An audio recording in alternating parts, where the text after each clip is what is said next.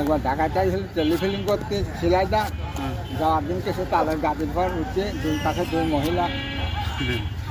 কাজ ধরে যায়নি আমার মন্ত্রীতে ভিডিও করে নিয়ে গেল। এক ডাক্তার ছিল ওরে সবাই নিতে পারছে আমার নায়কের সাথে ফটোটা করলাম অম্মা ফটো কতজন করে পরে কি খায়